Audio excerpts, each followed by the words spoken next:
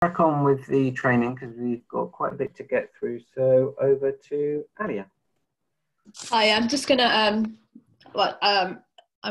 just if everyone can kind of put themselves on mute, that would be great. And then we'll take questions at the end. But I'm just gonna look at the slide now because I think I'm aware of the time. So let me just share the screen.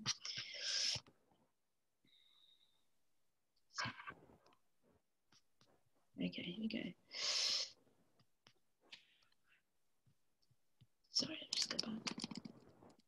Okay, so yeah. So today we're looking at kind of lots of digital channels, but the focus will be on social media.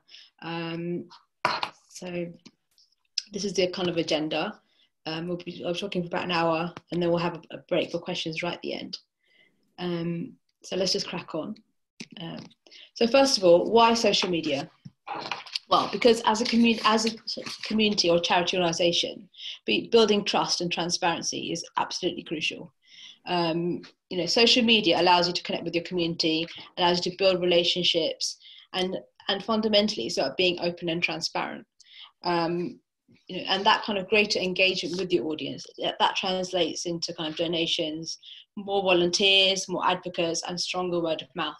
That community is there. You know, everyone is on social media, so it's about how you kind of connect to that audience. You know, you can't ignore the power of social because that is where your audience already is. It's about using those digital channels to kind of reach out. And, you know, I think that, you know, it's important to understand that even though the channels have changed, ultimately the messaging and all of that kind of stuff is what it's always been. It's about connecting with people. And whether you do that through digital channels or whether you do it through the way you used to do it in the olden days, which was, you know, just having events or, you know, leaflets and flyers, it's the same thing. It's just about, yeah, now it's online, whereas before it might have been offline. And ultimately it's about bringing your message to the people. I mean, in a way you can think about it as, you know, you have this massive audience and here you are, you have a platform. And I've got this quote from, you know, Julius Caesar. You can think about it as, here's your platform, here's social media, and you are there spreading your message. Here you are, you're amplifying your voice. You're saying that this is what I'm trying to express, and it's a way to kind of express what your community is about, what your charity is about, yeah. So it's about reaching that audience, and if we can think about it in terms of something that is called inbound marketing. So to kind of really break it down, suppose you had an event. In the olden days, you might have gone round to people's houses and you might have given people flyers. But now what we're doing is that you're building an online presence. You've kind of got your Facebook, you've got your blogs, you've got all of these different channels, and you're kind of attracting people to come to you. And we call that kind of inbound marketing. And it's about kind of, you're on Facebook anyway, and you are on Twitter or Facebook, or you've got your website, and how can I actually get people to come to me rather than me going around? Like, so for example, if you're running an event, you know, you might have gone around to your neighborhood and dropped flyers, and there you're kind of pushing your message out. But this is kind of the opposite, where you've got, here I've got my Facebook and I'm getting people to find me and draw people in. You know, and it's about, because, you know, your customers or your community is already on social media. So it's just about getting them to find you when they're looking for you. And, you know, that can be through your website. So your website and through social channels, or, you know, even on social media. And because all of these channels, your website, social media, will help increase your visibility on when people go onto Google. So ultimately there is a link between, actually I'm looking for something, I search for, like, you know, it could be something to do with mental health, it could be something specific to Ealing, and when I go into Google and I search for it, then I'll either come to your website or I come to the social channels.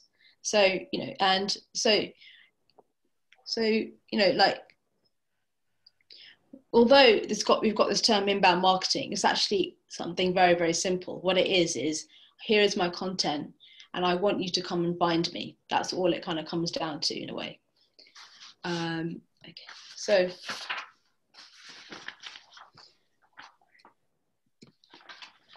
yeah, so all it's about is about creating content to attract your customers, or you know, your key advocates. It could be customers, it could be volunteers, it could be, you know, recruiting people who donate to your you know, website, all of those kind of things. We can call it customers or volunteers, fundraisers, just your key advocates who are kind of part of your organization. Okay, so a lot of times I think social media can be quite overwhelming. You can see like lots of really big companies on there, and you know, and a lot of it kind of, sometimes you might feel that social media isn't for you, but it actually is, because everyone is on social media, regardless of big organizations, small organizations. And it may be that you're not trying to attract millions and millions of followers, but you're attracting a really small niche audience of people within your community. So it's about kind of engagement. And sometimes I think on social media, we have a lot of it is expressed through numbers. So a number of Facebook followers, a number of Twitter followers, but really it comes down to kind of the level of engagement. And yes, you may have a smaller kind of niche audience, but it's about actually that audience is perfect for what I'm trying to do. So it has to come down to what you're trying to achieve. And so it's definitely a place for a smaller audience as well. And social media is kind of about growing that kind of an audience. And initially, it might be that it's a smaller but more kind of engaged group. And your focus might be more on the local community, but that's absolutely fine. You know, it's fine. It's not about having a massive group. Because I think a lot of the times, social media can be overwhelming because we see it dominated by larger groups and larger organizations. But actually, there is a space for smaller charities, smaller organizations, and it's about reaching that niche. So I've got a couple of examples of kind of grassroots campaigns. So here we've got beauty banks, and they are kind of a people-powered grassroots organization. You know, and this is all about kind of reaching a very specific audience. And beauty banks kind of started with around 25,000 followers. And the basic premise is to kind of bring beauty and hygiene products to those living in poverty. And what we can see is something that started fairly small has kind of grown and grown and grown. And it's not a massive organization, but that kind of power of social media allows you to kind of reach different audiences. And another example is Sufra. So Sufra is something local to Wembley and kind of northwest London. And as you can see, this is their Twitter account. So here you can see they've got around 2,000 followers. So there's a kind of fairly small audience, but their kind of focus is on the very local community. So it's about engaging that local community. And so therefore it's not really about the size of the organization necessarily. It's about, I'm engaging with a small, highly engaged set of followers in my local kind of area or community. And there's definitely things that you can do on social to kind of get higher engagement, but within a smaller group. So the first thing you need to think about is you need to know who you're reaching out to and who you're trying to attract, and then how you're going to reach them, basically. So, okay, so this is a stat from which kind of says that 67% of non-profit organizations have no social media strategy or policy in place. Just move this, sorry. And sorry, I'm just going to move this slightly. Oh, sorry. And what this means is that before you start out, you kind of need to know what is it that you're trying to achieve. What are your goals and what are your objectives, and what is it that you are trying to do? And that's really essential to before you start any social media strategy. I think sometimes when we start on digital channels, we kind of just go in there and kind of experiment around a bit. But what you have to be really sure of is, what am I trying to do, and how does what I'm posting or sharing kind of fit in with what I'm trying to achieve? And we'll come back to that later. We'll come back to kind of what your goals and objectives are. But, you know, you've got this slide. So, you know, if you fail to plan, you plan to fail. So sometimes you are an organization that doesn't, maybe, you know, time poor, you have limited resources, you can't afford to kind of, spend time on things that don't work, and, without kind of planning it all out, you're going to spend time on marketing that's just really ineffective. And so but the first thing to do is to kind of have a plan in place. And without a plan, you're kind of at risk of having to kind of either put fires out later on, or just simply waste your time on things that just don't work, or are not effective. And as a small organization or community organization, you don't have the time and resources to do that. Whatever you need to do has to have some kind of an impact. And we're going to look at kind of how to have an impact later on. But what else you should do is, before you start kind of posting, the first thing is, like we said, is to have a plan, but also kind of look at who your competitors are. Who are people similar in your kind of area of expertise, what they're doing, and kind of listen first. Listening is really, really important. So make a list when you try and find an organization similar to yours. Kind of look at what channels they're using. Look at how they're using Facebook. Are they using Twitter? Are they using Instagram? And kind of look at the chatter on social networks, or what people in your local area are talking about. And that is just part of the kind of planning of it before you kind of actually go into it yourself. So, check out your local area, go into Google, search for different groups, and try and really find out what they're doing on social media. And that will give you a better understanding of what the kind of chat and conversation is on social. And then once you've done that, then you can start thinking about, how can I be part of that conversation? How can I join in? And where is my place in that conversation? But essential to all of this is to kind of think about it and plan it really, really in the beginning before you kind of jump in there. Listening is so important. And so if you're on kind of Facebook, or if you're on Twitter, you might just want to kind of lurk around the background and initially just look at what people are doing, find the pages that are relevant to your organization, similar to your organization, who's doing something really well. And that's really, really important.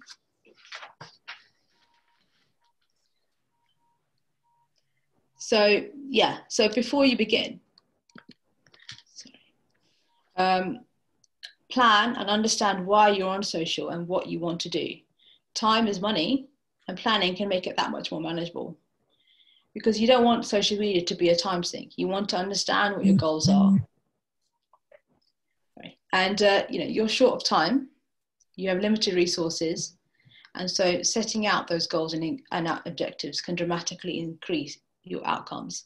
So what that means is that just take some time to kind of write them down, think about them, brainstorm, set them out. What am I trying to do? What am I trying to achieve? Am I trying to increase my number of followers? Am I trying to increase the number of fundraising? Do I want to recruit more volunteers? What are those kind of goals that I want to do? And then what you do is you kind of tailor all of your content around that specific goal. So sometimes I think when you're on social, you can kind of just post things, but and just for the sake of posting them. But what you have to do before every post is think, does this fit into what I'm trying to achieve? Does this fit into my messaging? What am I trying to convey here? So it has to be very strategic, very much thinking about what is it that I'm trying to tell the world. This is social media is your platform for expressing yourself and expressing what your passion is, what your organization is trying to achieve. So it's about connecting the passion that you have for your organization and connecting it to your audience and conveying that.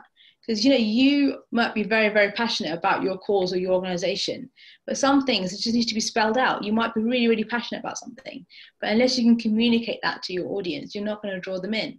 And ultimately, when it comes to kind of communities and charities, it is about that emotional engagement. If I can convey what I feel, then those people will connect to how I feel as well, and they're much more likely to kind of come on board and be part of my organization. So it's about kind of, I do have passion, but how do I kind of convey that passion so other people feel what I'm feeling and understand why this is important?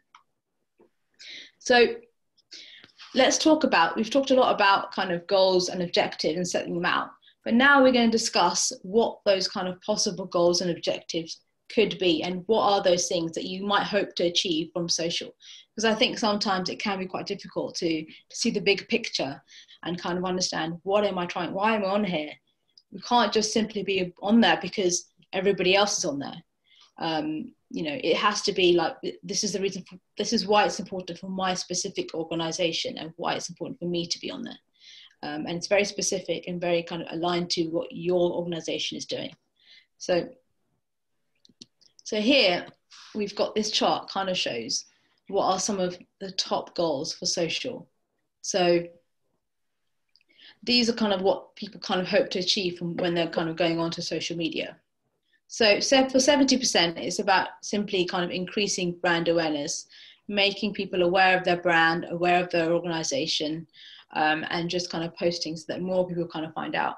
And obviously kind of brand awareness does lend itself to kind of other goals as well. You know, the more people find out about your brand, the more likely they are to kind of fundraise, volunteer, donate. So obviously brand awareness is massively important. People are not going to donate unless they know about your organization. So that is a very key kind of goal. Sales and lead generation. In your case, like for a kind of a non-profit, that would be like, you know, we would translate that into kind of donations, fundraising. So that could be another a key goal. Increase, 48% said they wanted to increase community engagement.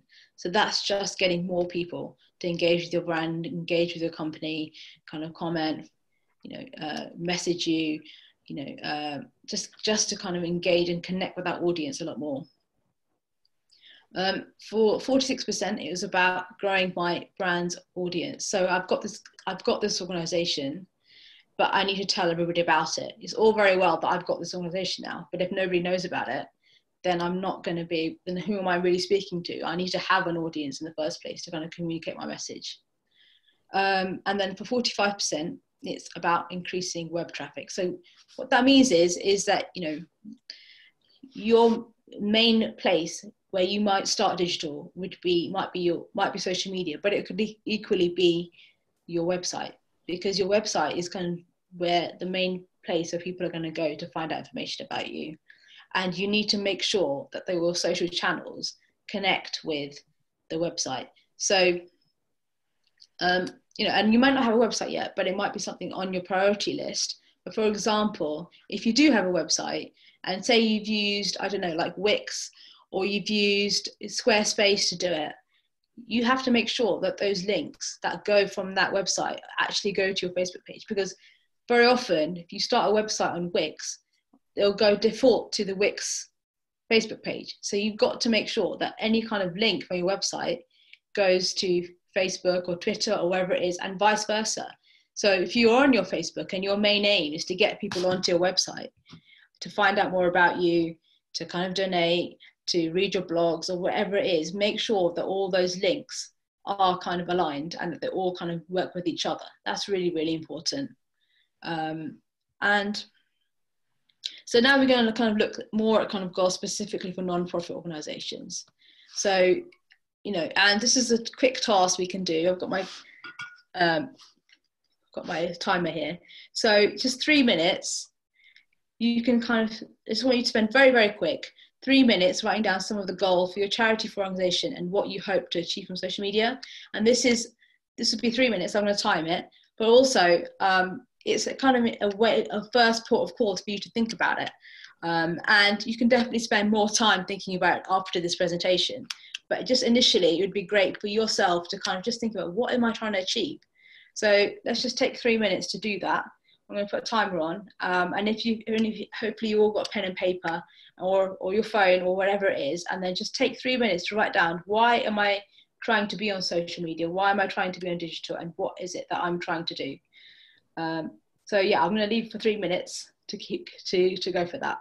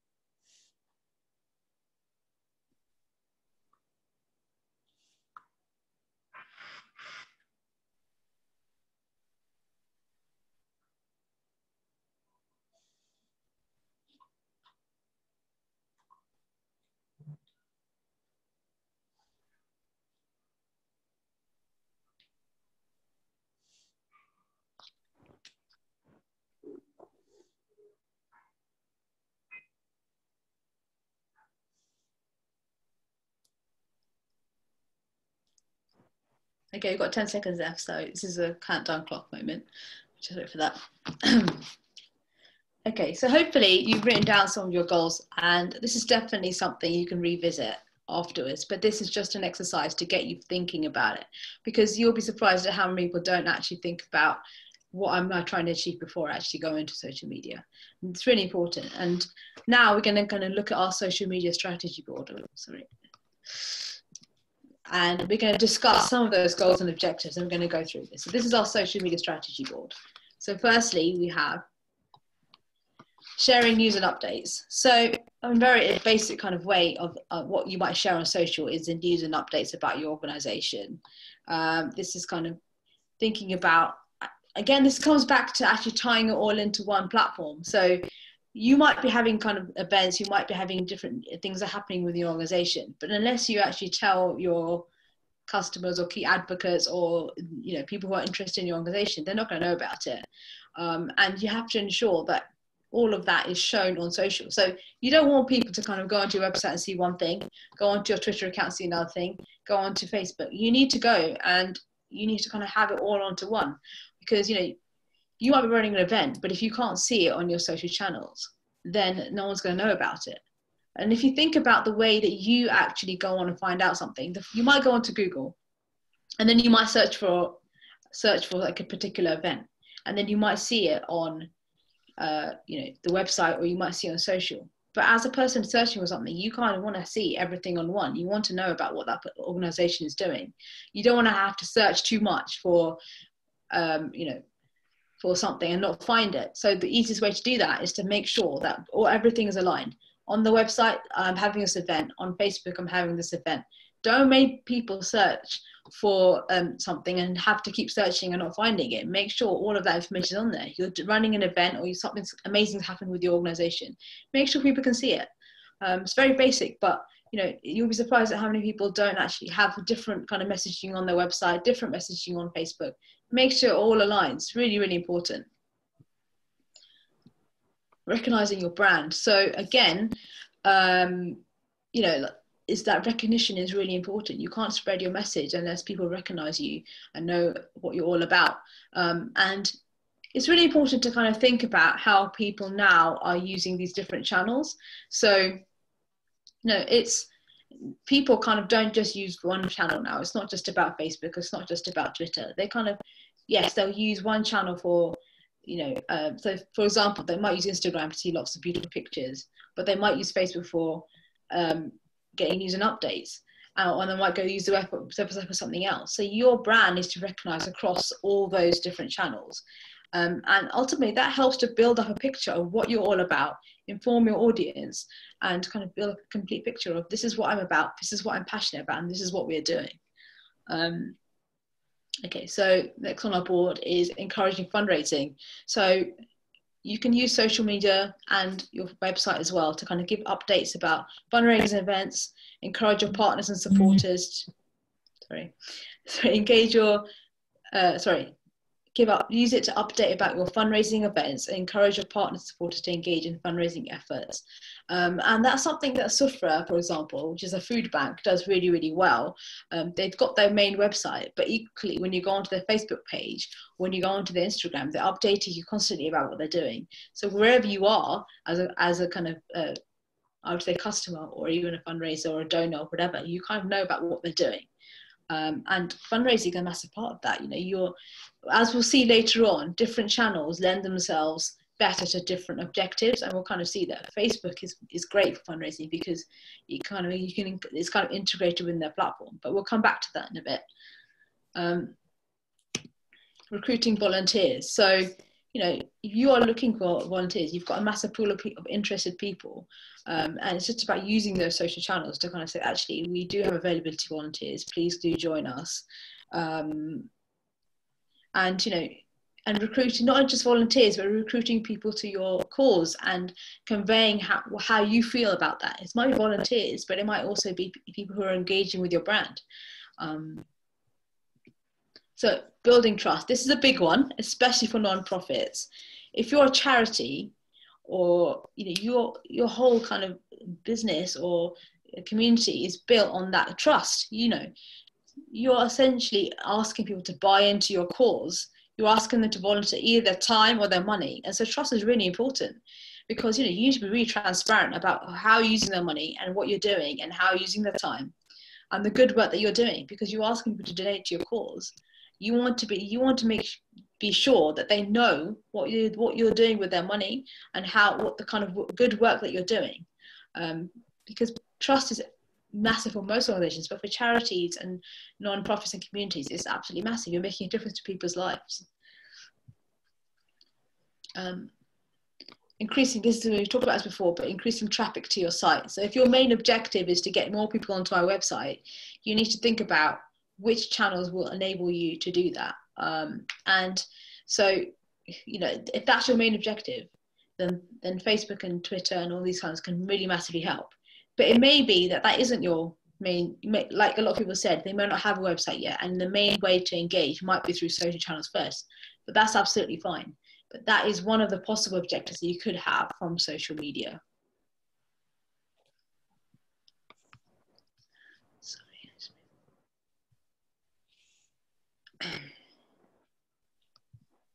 Sorry, let me just move this quickly. Okay.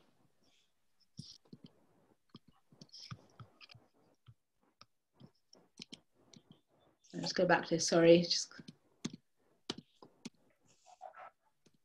Okay, forming positive relationships. So again, it's about that kind of buy-in, that trust, building a relationship with people in the community, and you know, getting them to trust you, kind of getting people to buy into your cause. And again, like, you might be really, really passionate about your cause, but you have to form those relationships to get other people to understand what are you all about. Why is this cause so important? Why am I passionate about it? I'm sure that everyone is really passionate about their cause, but it's about, actually, I need to communicate that to other people as well. They need to feel what I'm feeling. That's what social media is a little bit about, you know. Okay, driving people to a donation site. So now there's lots of external kind of fundraising donation websites.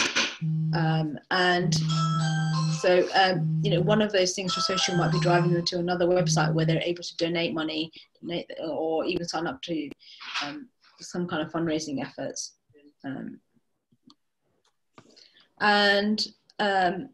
Yeah, so one of the main kind of benefits of social media is increasing that community membership. You know, you're creating a community of highly engaged people who are really loyal to your cause, understand what you're all about, and, you know, increase your voice in that community. So these are some of the goals that you might have written down, but I would encourage you to kind of, after this, to kind of go away and kind of think about, you know, what am I trying to achieve? And then you can think about your messaging and how that fits into what you're trying to achieve. Okay, so another way when you're planning is to kind of make it really, really specific and measurable, and not just say things like, you know, I'm trying to increase my brand awareness. What does that mean? Am I trying to increase my donations? For example, make it really kind of measurable and say, like, I'm trying to increase my donations by £5,000 a month, or I'm trying to increase sign-ups to our mailing list, or I'm trying to increase the number of volunteers at our kitchens, for example. It's just an example. Just make it specific to your organization, your charity, and don't make it kind of hazy and, you know, waffly. Not I'm increasing my brand awareness, but like, I'm trying to increase this by this time, and make sure that you do it within a specific time frame. You give yourself a specific time frame to achieve that goal. So I don't know, it could be by the end of, in 2 months, I hope to increase the number of volunteers by X amount. That will help you and make your planning that much easier. You'll be able to say that I'm going to try and achieve this, and then you can see how you're doing and how well you're doing in achieving that goal. So we've got this kind of, make it smart. So this is kind of a guide to kind of how you achieve your goals. And, you know, we're talking about social media, but really this is for any goals. Goals are part of life, they're part of business. And whenever you set any goals, goal setting in marketing and social is really important, but goal setting in anything is really important. And, you know, I try and use this for my children as well when I'm trying to say set a goal, you know, set a goal for school. So what does this mean? SMART. So specific. Make it clear and defined. Don't make it vague. Instead of thinking increase brand awareness, think I'm going to increase the number of Facebook followers I have by, I don't know, 10%. And then also ask yourself, who is going to be responsible within my organization for working towards this goal? What do I want to achieve? And who is going to help do this? Okay, so M stands for measurable. Think about how you can measure these goals. You might be measuring, for example, brand awareness in the number of Facebook followers you have, for example. And what the amazing thing about digital is that everything is kind of measurable. It's all built in. You know, you've got it's kind of, let's think about kind of how to measure it. Well, we've got the number of followers. You could have it as the number of donations, the kind of increase to your mailing list, the increase in outreach. Numbers and metrics and are kind of built into every part of digital. And everything is there, is very, very specific, and it's all about the kind of numbers. When we think about social channels, we've got Twitter, the number of followers, the number of comments, the number of likes, the number of people asking me questions, the number of people sending me responses on Facebook, liking my page. And so once you kind of set those numbers and thought about what numbers are important for your organization, think about, how will I know that when I've achieved this goal? So it's all very well to have the goal, but you have to have a line in the sand to say, yes, I've achieved this now. This is what I've achieved. Okay, so achievable, and this is massive for nonprofits. Is it achievable using the resources I have? What is possible? Has it been done before in your organization? And is it possible to achieve that using the resources I have? You know, nonprofits have limited resources, so it has to be a realistic and achievable goal. And that comes to the R, which is, with the current resources, is it realistic? And is it a goal that aligns with your core values? Is it relevant to the purpose of your charity? And is it a goal that you're realistically able to commit to? Don't be hard on yourself. Make it something that you are is realistic and achievable, and that will be better for you. And also remember that this is, a marathon, not a sprint. You're not going to be able to realistically achieve everything. So in the beginning, I think sometimes we have all of these social channels and it can be really overwhelming. And if you're just starting out on social, or focus on kind of growing one channel initially, achieve that, and then you can always return to your goals later and change it around. So focus on one kind of objective and meeting that goal in the beginning. And then you can always revisit after a few months and think, okay, actually my goals have changed now. I need to revisit it. And now I need to kind of focus on another channel. So make it realistic is really important. And timely. Okay, so the last one is timely, time bound. So you can set these goals, but if you don't have a time frame in which to achieve it, you can kind of keep going and going and going and think, oh, I'm going to need to increase my Facebook followers. But you need to kind of set a date, line in the sand, a date when you will start doing this, what's the end date. And so, for example, by December 2020, we hope to have at least 10 part-time volunteers, and we will recruit them through social media. And this helps you create a sense of urgency. And remember, this is not just for social, it's for all parts of life. You set a goal, you set a time when you're doing, you need to do it right now, and it's important to realize that those goals are not forever. They may change as the size of your organization increases. This is kind of an iterative, revisited process. And from time to time, you need to revisit your goals and say that actually now my organization's changed, the size of my organization changed, my needs have changed. I need to change my goals and revisit it and revisit my strategy. So yes, that's all about goal setting. And, I think this is really important, not just in marketing, social, but all areas of life, whether you're trying to get fit or whether you're trying to achieve anything. This kind of guidelines, specific, it's measurable, achievable, realistic, timely, will help you. So, all right. So now it's about understanding your audience. If I want to connect with people, I need to understand who they are. this is the next step. So you've written down your goals and objectives. Now you need to understand, who is my audience and how will I reach that audience? And as a small organization, it might just be that your organization charity is aiming to connect with a smaller, more niche group within your local community. Why is it important? Because, you know, as a smaller charity, you don't have time to kind of just jump onto social and use kind of every single social network. You need to have a clear reason for why you're using that tool and why you're using that network. And understanding your audience is crucial for that, because not all of your audience will be on every single social network. And, you know, I think, you know, we have so many of these channels. It can be very easy to go, actually, oh, we need to be on everything. We need to be on Facebook, we need to be on Twitter, we need to be on Instagram. But actually, you know, you focus on, like I said before, kind of focus on growing one channel and use kind of understand your audience to understand which tools that you are using and who is it that you're trying to reach potentially. So audience analysis is really, really important for that, because you don't want to kind of jump on all the social media channels. You want to only spread out everywhere. If you're trying to reach a niche audience, you need to really be really focused and really targeted. So to get started with that, think about who am I trying to reach, and who already am I engaging with? Look at your existing kind of donors, fundraisers, advocates.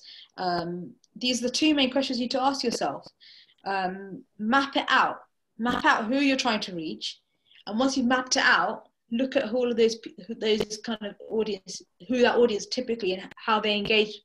So map out who you're trying to reach, and then look at how that audience typically engage online. So look at the channel that they're currently using, what they're using, and how they're kind of engaging online. And then also look at who is already engaging with you. You've already got an audience. Who's already engaging you? What has worked with that audience?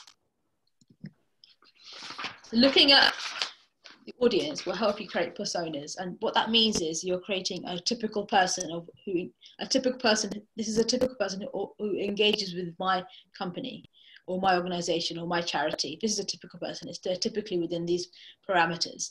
And then you can tailor your messages to kind of fit that persona, that personality, that typical person. So here we're going to look at some of the kind of attributes of what that audience kind of looks like. Because, you know, you're short of time and resources, and planning out your audience will make some of those campaigns much more effective, much more targeted. So here we're going to you need to kind of drill down to who that audience is and understand. So the way to do that is to start by looking who already engaged with you. So I'm just going to move this again. Sorry, what I'm going to do is I've got this screen up here, so I can't really see my slides, but what I'm going to do is I'm just going to kind of get rid of it. So hopefully you can see my screen still. So yeah, age. What is the typical kind of demographic of age of who is engaging with you? Are you aiming for older people? Are you aiming for younger people? Are you looking at young families? Their location, it may very well be they're kind of within a specific geographic, national, local community. Spend. So if you're an organization and you're trying to raise money, how much do they typically donate? How do you classify this within the organization? Like, do you have tier 1 donors, tier 2 donors? Do they donate a lot and engage very little? So they might donate once a year and donate a huge amount. Or typically, are they kind of donating much more frequently, but kind of have small donations? Are they your top fundraisers? That spend is really important. Kind of build up, this is all kind of building up a profile of what your typical donor or fundraiser or audience looks like. And their interests. So that's important, because you need to think about what are they interested in, what will get their attention, because then you can start to think, oh, I'm going to post about this because this is what will make them interested and engaged. So think about their interests of what would be engaging, interesting for them. And the stage of their life that they're at. Are you aiming at teenagers? Are you aiming at mothers? Are they people later on in life? Then once you've thought about all of these kind of attributes, you build up a persona or a profile of the typical person that engages with my organization. And then you can tailor your messages to kind of adapt to that typical person. And I think, you know, it's kind of a minefield. So you have this kind of massive crowd of people. And you might not be thinking about all of these things, but kind of even like writing down a profile of a typical person. And you can do this how you like. You know, you can do it as in, you can give them a name. You can kind of build up a profile about them. Do it in storytelling, whatever works for you. But really think about all of these different attributes, and you can build up a profile, write it down, and that will get you started on thinking about your audience, and then how you can kind of adapt your messaging to fit that typical person. Obviously, you know, your kind of messages and the channels you're using will vary depending on who you're targeting. So what age they are. Are they within their specific location? Are they mothers? Are they people with young families? Are they somebody later on in life? So audience is thinking about your audience is really, really important. And it's going to focus on age, and we're going to think about generation. So I'm not just in case everyone's not familiar with how generations are categorized, we're going to think about the different groups of people. So we've got baby boomers, we've got millennials, sorry, Generation X, and then we've got millennials and Generation Z. So baby boomers are kind of people who are aged between 56 and 74 years old. They're typically the over 50s. Generation X is somewhere over the 40s, so between 40 and 55. And millennials are someone who's kind of born between 1980 and 1994, so in their kind of mid-20s, 30s. And then we've got Generation Z, who are kind of born between 1996 and 2015. And this is the kind of newest generation to be named. And they're in their teens and early 20s. Why is this important? Because all of these different generations are using different social channels. They're on different places on the internet. And the messaging will be different. So again, it comes back to, you know, you're a charity organization with limited resources.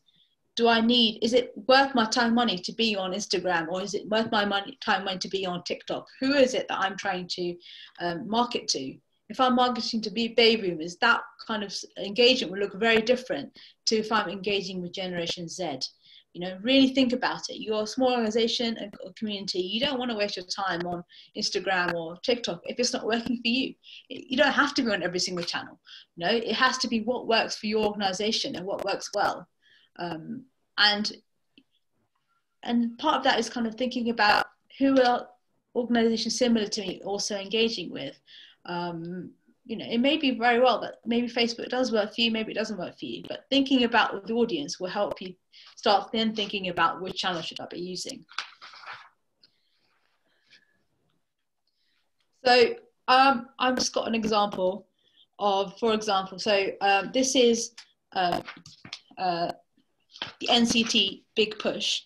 And this is an example of a campaign or a charity where personas would be really useful. So this is, yeah, it's a sponsored buggy walk, and the proceeds go to kind of perinatal mental health.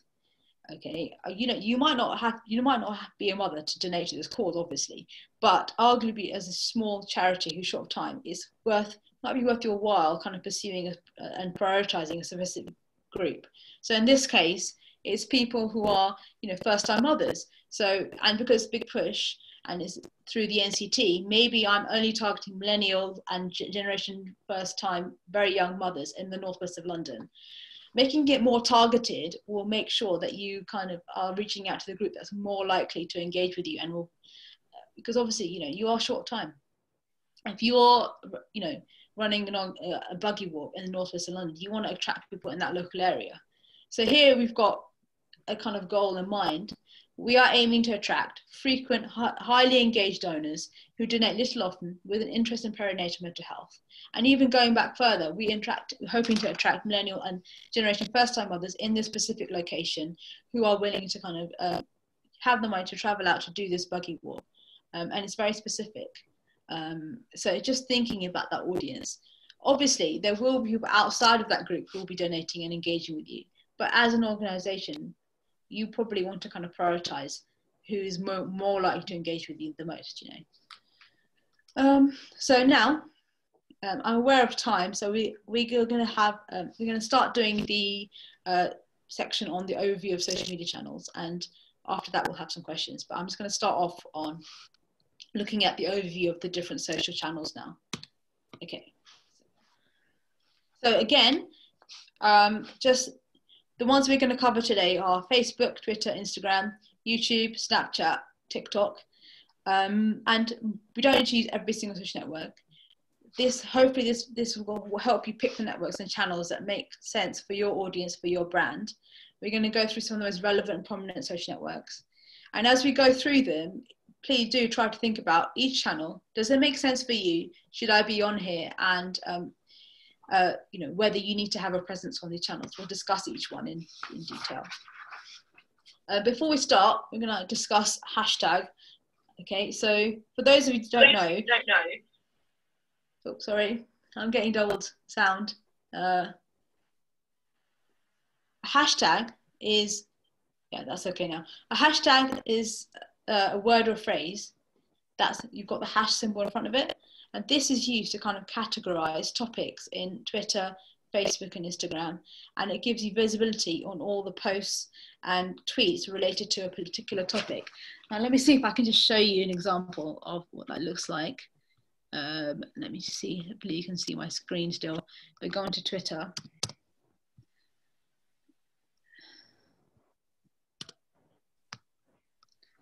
So I go into Twitter. And then I want to look at things that do fundraising. So I go in here and I search for charity.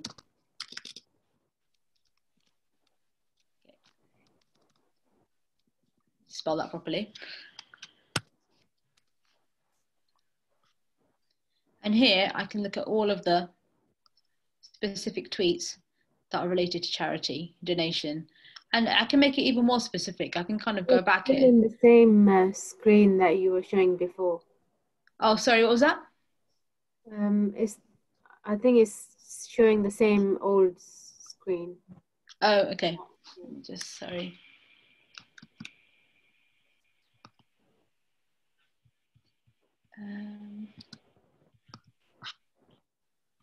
Can you see the Twitter now, or? No, I think you have to first unshare it and then share it again. Oh, okay. Let me pause the share.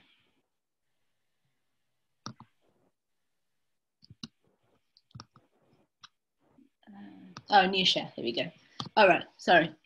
Yeah. There you go. Yeah. So I'm going to share this now. So yeah, can you see that now? Is that better? Yeah. Oh, okay. Sorry about that. So yeah, if I search for charity, then I can kind of see all of the tweets related to charity, and some of them are relevant and some of them won't be relevant. But what I can do is I can go, I don't know, and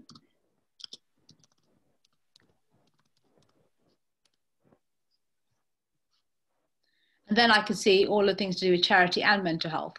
And you can make that as specific as you want, you know. So it's just a way to kind of categorize things. And that's used across Twitter, it's used across Facebook. Right, I'm going to go back to my screen now. Okay, great. So that's a hashtag. What that is, it gives you visibility in all the posts, tweets related to a particular topic. And it started off on Twitter, but it's now used on Instagram, it's used on Facebook as well. So let's go through some of the social channels. Let me just go back to playing this. There we go. Okay, so Facebook. Facebook has the biggest penetration amongst all the social networks. It's ridiculously high now. It's like, I think it's like 89, 90% penetration. It's mostly used, baby boomers are actually the biggest, fastest growing group, and they are the most engaged. It's slightly less engaging for Generation Z. If you talk to Generation Z about Facebook, they're like, really, Facebook? Well, nobody uses Facebook. So it's kind of, you have to be on there because nearly everybody is on there. But obviously, if you're aiming at baby boomers, people who are over 50, then it's the most important channel. And thinking about how we use it to connect with family and friends and a brand that they're interested in. The kind of content that works really well is visual and video. And you can also use Facebook pages or ads. Now, why this is really important for a non-profit organization is that Facebook has kind of lots of things that align themselves to charities really well. So they'll have buttons on there where you can kind of go straight to donate. And so it's very, very kind of integrated. And it's also for local groups and communities, it's really useful for setting up a group within a specific location. You can tag your location, you can check in, and that makes it really useful for specific communities and groups. So for example, if you're running an event in your local area, that check-in is massive because you're allowing people to check in, and then people, all of their friends and family can see that they are attending your event in that specific area. So Facebook, yeah, high penetration rate, really good for baby boomers, and really aligns itself well to small groups and charities. Okay, so let's go on to Twitter. So again, most popular with Generation X, Millennials, and Generation Z. It's kind of small, frequent updates. You've got 280 characters to express yourself. You've got to be concise. The kind of content on there is used for debating issues, sharing opinions. Twitter is highly opinionated, and it's good for sharing news and updates. It's less kind of location dependent. You could be anywhere in the world using a Twitter account. It's more kind of for news updates and, regardless of where you are in the world. So if you are going to use Twitter, think about kind of what does that lend itself well to my organization? Am I going to use it? What am I going to use it for? Am I going to use it to ask questions, start a debate? Am I going to kind of share my opinion? And I'm going to share news and updates. Okay, so Instagram, most popular amongst Generation Z. It's highly visual. You're using images to tell a story. The way it looks is really, really important. Everything on social is visual, but especially Instagram. And the kind of content that works really well is kind of images, real-time events. You've got things like Instagram stories where you can go live and you can kind of tell people like what you're doing, what event is happening in real time. That's really powerful for telling a story as is actually happening. And it's also really, really important for what we're using for like kind of now interviews and live events, because you've got an element called IGTV. So for example, in the lockdown, a lot of people started using IGTV. People were at home, and it was a way for them to kind of do live interviews, provide content in that lockdown period. Everyone was at home. And so, especially now that we're kind of going back into lockdown, that kind of stories and online channels is really, really important. And you can kind of use IGTV to kind of have stories about what exactly is happening in real time. And the kind of images that work really well are things that are beautiful, aspirational. Also quotes work really well. Just anything that looks really good. It has to look visually appealing. And through Instagram stories, the live view of what the charity is doing is really, really powerful. You can also tag yourself in specific locations, provide content related to a specific geographical area as well.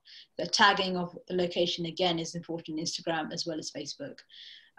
Don't forget that Instagram is part of Facebook. So a lot of what you're doing on Facebook can be easily aligned to kind of what you're doing on Instagram.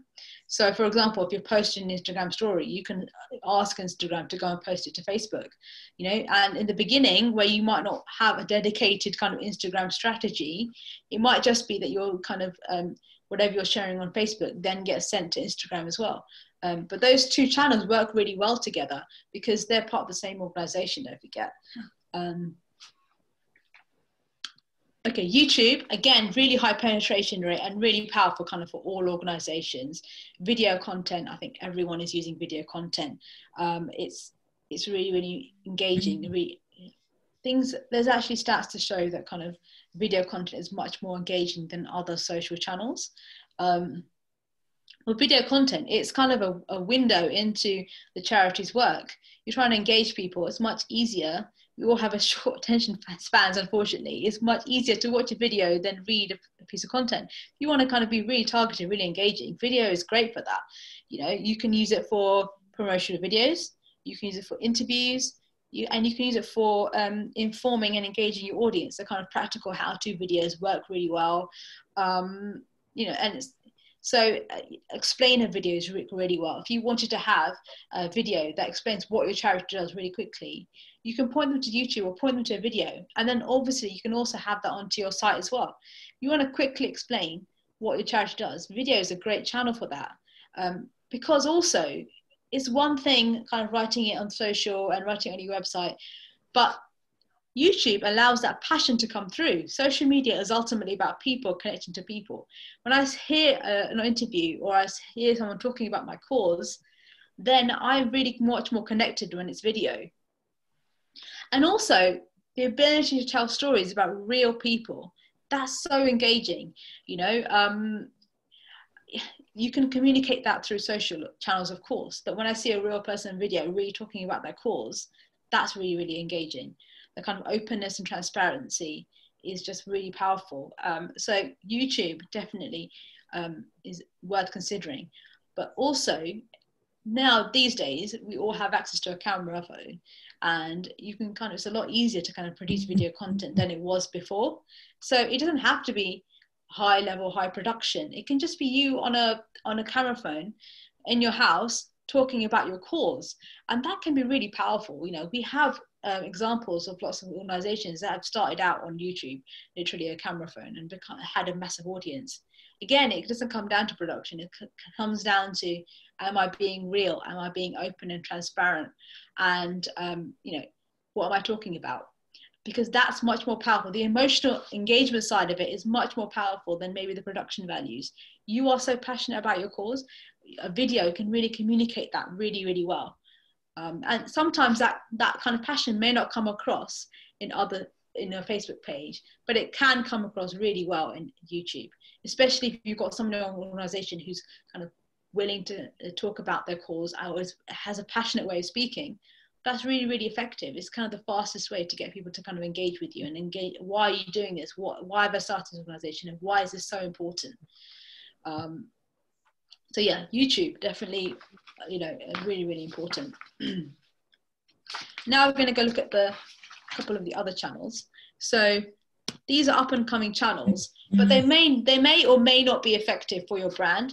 Okay, so if you're marketing or trying to engage with teenagers or Generation Z, you know, then Snapchat might be for you. It's particularly used by Generation Z, kind of a younger target audience. The kind of content is short, funny, silly videos. You can use it easily to kind of create bite-sized content. And yeah, brands also use it kind of to create engaging content and take part in memes. So yeah, it's highly visual, very, very kind of silly moments. Maybe it's for you, maybe it's not for you. You don't have to be on there. Yeah, so just if you are kind of aiming at younger people, then it may be a very good channel, useful channel for you. Again, TikTok, this is particularly used by Generation Z. You might have seen it, but you know, it's kind of a very new channel. Short, funny, silly videos. It's bite-sized content because a lot of us have very short attention spans, so thinking very, very short. And use it to kind of take part in memes. It's short content. You don't have to be on there. It may be very useful for you if you're, you know, marketing to kind of younger people. But it's just another channel, and you have to think about whether it's relevant, appropriate for your particular organization. It can have, you know, a massive effect if your audience is on there. If your audience is on there, definitely think about it. Or if you have someone in your organization that is really passionate about it, then yeah, maybe that's a channel for you. But definitely it's worth thinking about. But just to reiterate, you don't have to be on every channel. You have to be on it if it works for you and if it's relevant for your company, your organization. Yeah. And I think we're just about 1:15, and then after the break, we're going to talk about messaging. But I think, Toby, is this a good time to kind of ask any questions before we go for the break, or? Definitely, yeah. I'm going to chip in first with well, it's not a question, but I was just wondering if you could, I'm thinking perhaps a few people might not know what the word meme means. Yes. Yeah. So a meme is kind of, it can be any kind of form of content. It could be a video, it could be a picture, it could be any kind of content, but it's something that kind of there's a huge uptake of it. So everyone kind of, like, for example, if there's a video and let's think about a meme that's been used. So for example, there was a meme a couple of years ago. It was called the Ice Bucket Challenge. So for example, it's basically, you know, everyone came, they made videos on themselves, and they, it sounds really silly, but they had a bucket of ice water and they dumped it on their heads. And it started off with one person doing it, and then another one does it, and then somebody else does it, and then it becomes viral, and then it becomes a meme, because a meme is replicated. And it doesn't have to be a video, it could be a picture, it could be anything really, but it's basically the idea of it going viral. And that's what a meme is. So it's a meme, it's a kind of behavior or a piece of content that's replicated across the internet, and then it goes viral and it becomes the trendy thing to do. So then it's a meme. Does that answer your question, or? Yep, that's a great explanation. And first of all, I just want to say what great slides I thought they were in terms of their visual appeal, and yeah, really interesting. Right, let's go to some questions. I can see Michelle's got her hand up. Yes, thank you. Yeah, you referred to Wix when you started talking about social media. What are Wix? Is it a... Oh, right. So, yeah, so by Wix is an actual platform for building a website. So there are lots of these kind of platforms. Wix is one of them. The one that I've used to kind of build my website is Squarespace. And basically what it is that, you know, in the olden days, you wanted to build a website, you might have to get a web developer, and it'd be really expensive. And you might not have the technical know-how to do it yourself. But if you're an organization with kind of limited resources, these kind of platforms, Wix, Squarespace, then you can kind of go on there, you can get a template, and you can build a basic website. And then you can pay a very small amount to kind of get a professional looking website. It's really effective. And particularly for small organizations, it can be a way to kind of get straight onto the website without necessarily going to a developer. Does that answer your question? Yeah, yes, it does. Thank you. Okay, Mahinda, you've got your hand up. Yeah, I got a question about YouTube. You know, like, can you hear me? Yeah.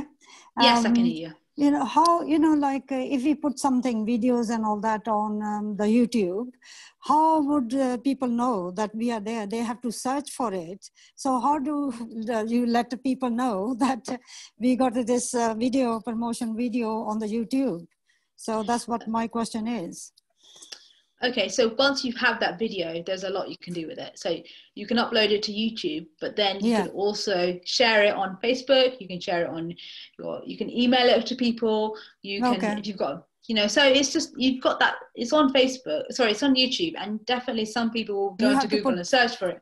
Yeah, okay, thank you. But sorry, just one other thing is that when people search for it, when you put in the description of that YouTube channel, make sure you've put lots of detail about what it is, because then all of those words will show up in Google. So there are different ways to find the video. One of them will be Google. So make sure you put loads of information in that area of like what this video is about, this description.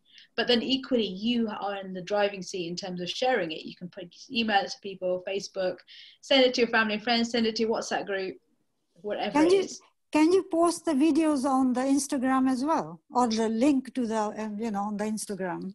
So that's a bit more like Instagram is a bit funny about links, but what you could do is if you've got the original video, you could upload it to IGTV. So then it'd be separate.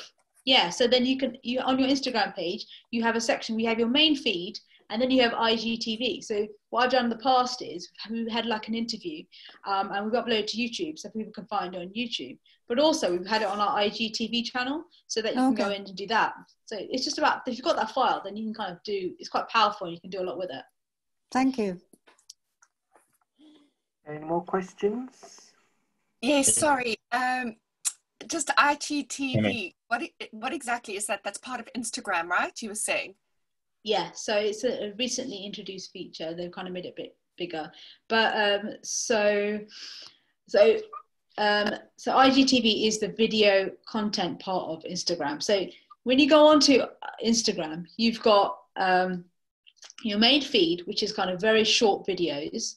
But then if you want to do a longer video, then you've got Instagram stories where you kind of go live and you do an Instagram story. And then once you've done that, you've got like an hour to do that. And then once you've done that interview, you've done that live event, you can upload it to your IGTV. So I don't know if I can do an example, but let me just have a look. So let me just try and find an example.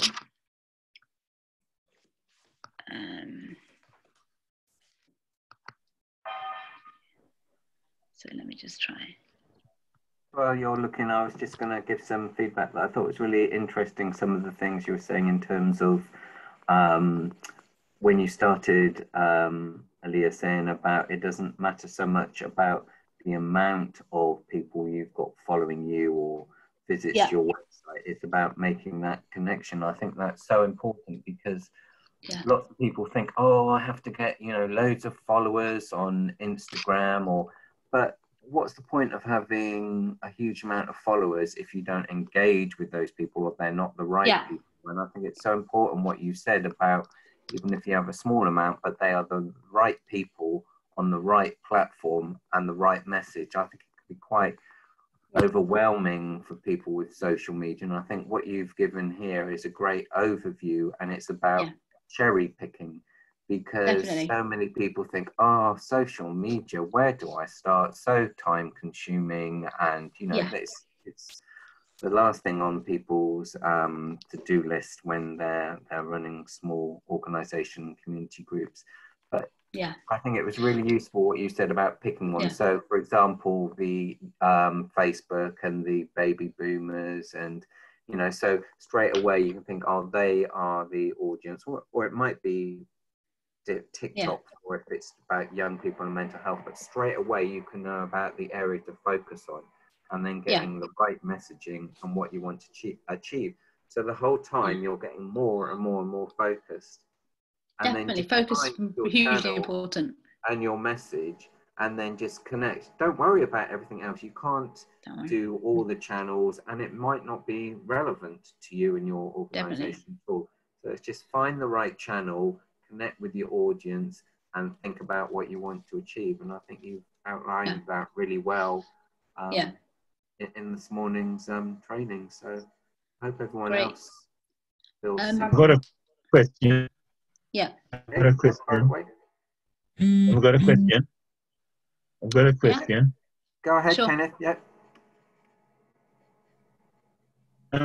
I know this might be actually taxing out of the engagement today, but could it to be, I don't know whether you'll have the funding, to ask her to produce a glossary? Yes, that's a very good idea. And then we could, and then we could then get it through you, if you would, you know, it might be an addition to this commission today. Definitely, I think that's a really good idea. Really brilliant. That would be helpful. Definitely, I can definitely share those kind of resources with Toby afterwards, and we can share it out. That's a really good idea, and I think that's really, really important. Should I show you? I can show you an example of IGTV if you want to see it. Should I do that now? Great. That would be really good. Yeah, so I also work for a community organisation. We're kind of a group of Muslim women who kind of, so I'm going to show you their IG page, and because as part of that, I also do interviews and IGTV videos. So let me just see if I can share that. So the organisation is called She Speaks We Hear. And hopefully you can see it now. So this is our IGTV page. And then, so I don't know if you can see my mouse or not, but if you look at the logo, that's the live part of the channel. So that's where you kind of go live, and you can see, you can either kind of do a live story. This is Instagram story. So at the moment, I'm not sure what's on here at the moment, but let's just see what they've got on here. So this is the content you can, it's kind of short content that kind of is only there for 24 hours. Oh, sorry about that, I don't know what that was.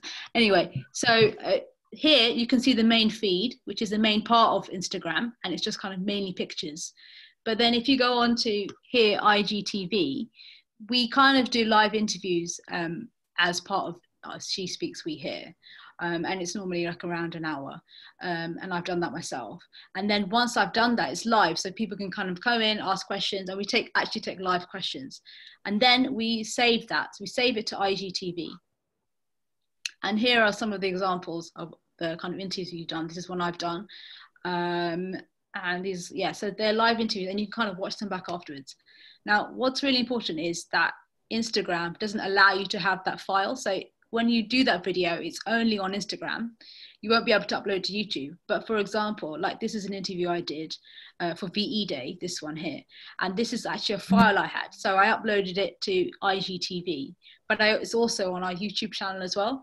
So it depends on how you're doing it. If you're doing it on Instagram, you won't be able to share it apart from on Instagram. But if you do it on like your camera phone, then you've got a file, and that's really powerful because then you can either upload to YouTube or you can upload it to IGTV. It's just what we did here. Does that make sense? Yeah, I think also now might be a good point to talk about the actual day-to-day running, like we discussed this before, Yeah, about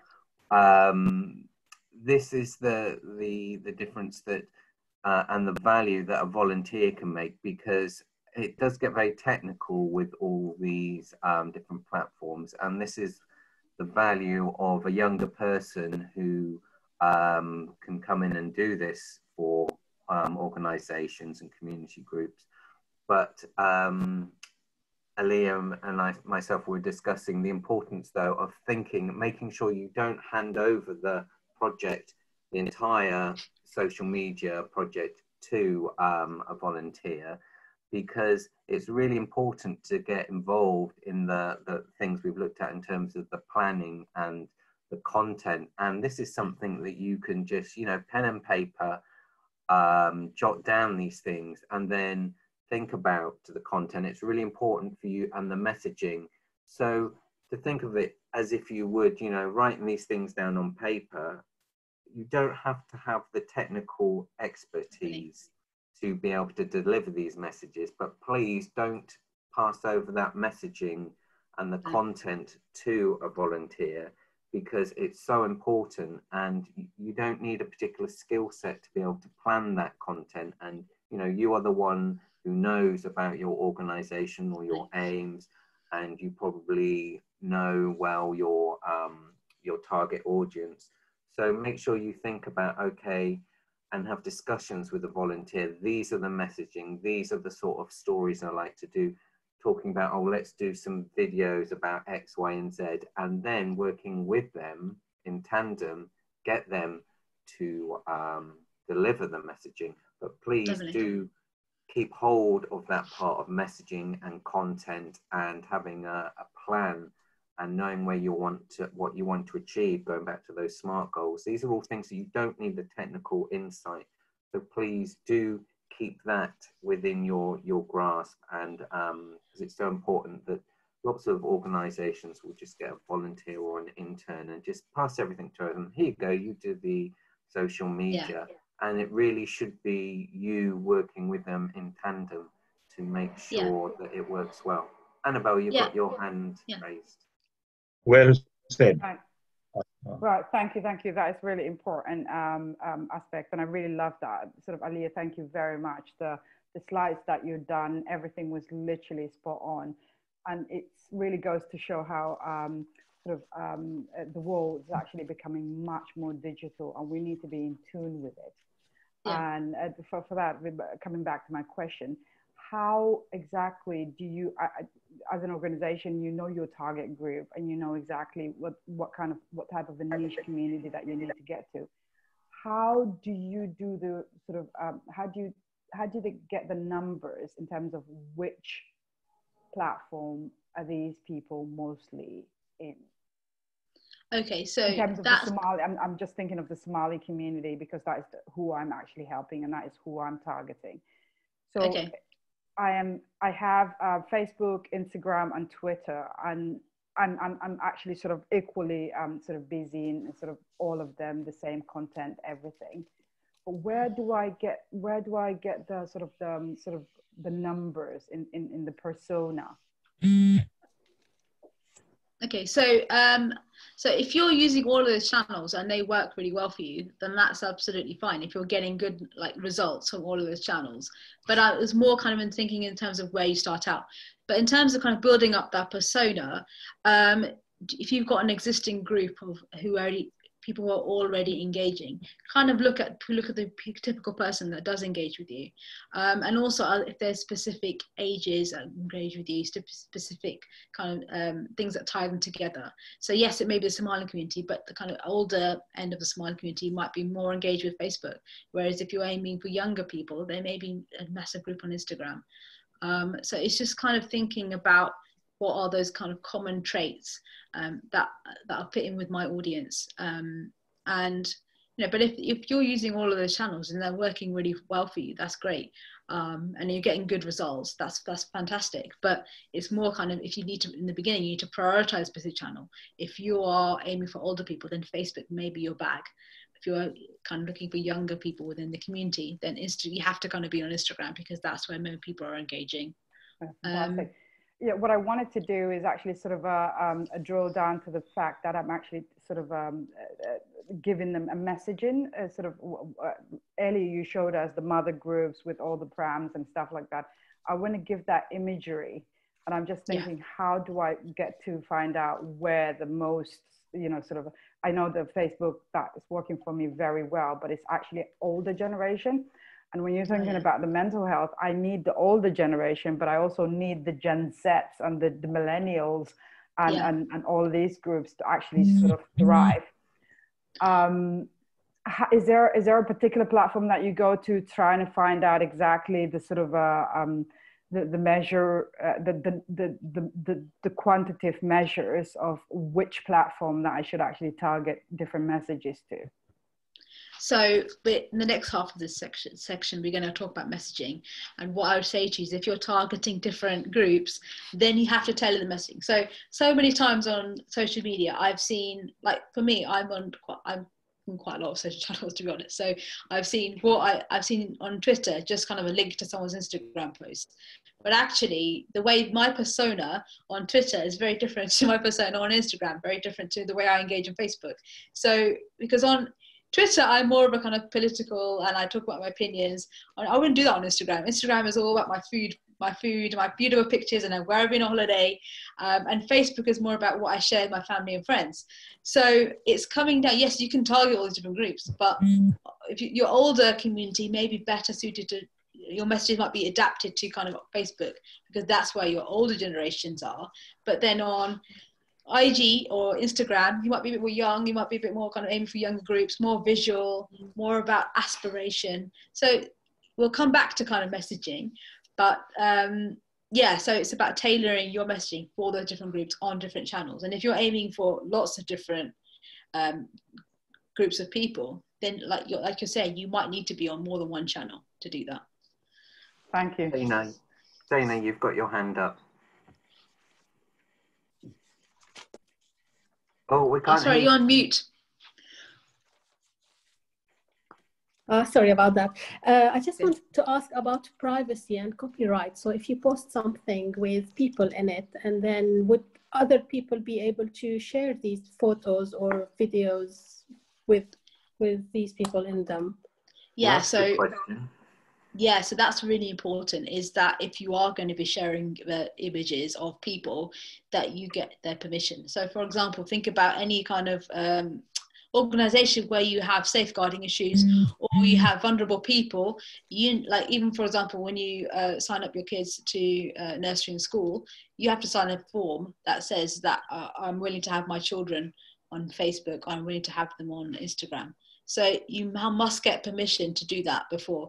And in the case of, like, for example, young children, parents are always asked, only take photos of your own children. You can't take photos of another child, and you can't upload that on social media. And that's part of your initial process. That when they are an event, you need to, if you go to, like, for example, the buggy walk as an example, you have to sign a form saying that we're going to take photos. Please let us know if you don't want to be in the photos, because everyone has a right to that privacy, and you don't own that image.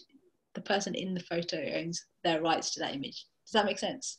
Yes, yeah, that answers most of my question. But for example, even if you have, after you get permission and written and everything, and you followed all the procedure in your charity or community organization, would somebody be able to share this from your Instagram, or like a member of the public, can they share or take photo of that content and then share it somewhere else? Is it legally okay, or how does it work? I mean, this is not a, yeah, no, it's not a straightforward question, I guess. I mean, the levels of privacy on each of those things does differ. So it's not an straightforward question, unfortunately. But the thing is, so for example, like Instagram, like the stories, they are on there. You can change the audience to who that's for, and same on Facebook. So say, for example, you only wanted to share like certain content with a very specific group. You can set up groups on Facebook to say that I only want to share it with this person. And same on like Instagram stories, you have something called close friends. So that sometimes I share content that I maybe like pictures of my children that I don't want everyone to see. So you have your public persona, which is content for everyone. And then you might have one just for your close friends, which only your close friends can see. And also that content, remember, disappears after 24 hours. So yeah, there's ways to do that. And Facebook is probably quite good because you can very specifically set up different groups within the kind of Facebook landscape. Instagram is you're less able to do that because you've got like your main public feed and then you've got your close friends, and that's it. Whereas Facebook, you can set up, I've got this these group of people, these group of people, and you can very specifically drill down to what you want to share with each of those groups. But having said that, there are ways around everything, and privacy is a massive issue across social channels anyway. You can easily take a screenshot of something. It's not an issue that's going to be solved overnight, but there's definitely things you can kind of do to limit the privacy aspect of it. Yeah. Okay. Yeah, great. Thank you. Thanks. Okay, so shall we take, is there any other question? Yeah. Can I ask something? Yes, go ahead, Kenneth. It's just what earlier I said a while ago. It is going to refer to as segmentation. Maybe this could be included in the glossary, just so we can, have segments within each of the. Is that's possible? Yes, we can definitely do that. Yeah, think about that. Okay, so can we're I going ask to take a question? Can I ask a question? Yes, please, sorry. Go ahead. Oh, sorry. Hopefully, one of them is not too long. These. The first is about the logo. Like everything's a circular logo, and I've just had a rectangular logo created for my new thing. So now I'm going to have to ask someone to try and make it a circle because it just doesn't look good in any rectangles. So that's just an aside. Really, what I want to know is I'm setting up a CIC called Yardo. It's going to do lots of different community projects. The first community project's all about mental wealth. It's fully funded. When I go to Instagram later today or Facebook or wherever I'm going to put some social media, am I advertising or promoting Yardo, or am I promoting the project, the funded project? Because my next funded project might be around something that's not mental wealth. It might be around some other community activity. So what I would say is that you've got, if you're talking about Instagram, say, or one social network in particular, you can have, this is my page for Yardo, because you want it all on a consistent kind of place. You don't want to make people search for like, kind of, oh, here's my one project, here's another project. So you've got your overall profile, which is for Yardo. And then you can say, at the moment we're working on this particular project. It's about the way you're setting out your messaging in your profile. You need to have it so that you're kind of, yes, we are Yardo. And at the moment we're working on this, that counts as an update. So I think it's about kind of making it quite unified. Because again, it just comes down to the people searching for your brand should be able to find you easily if they look for Yardo on Instagram or on Twitter or on Facebook. You don't want to make them look for like, oh, you want to know that all of the different projects are part of the same organization, and we do everything. We do this and we do this and we do this. Does that make sense? So that you just make it easier for people to find you. Ultimately, it's about getting people to find you. Whatever you can do to make that simpler, make that process easier, you should do that, because it makes it more unified, but just much easier. People don't have to go and find different groups. Simple is best, always.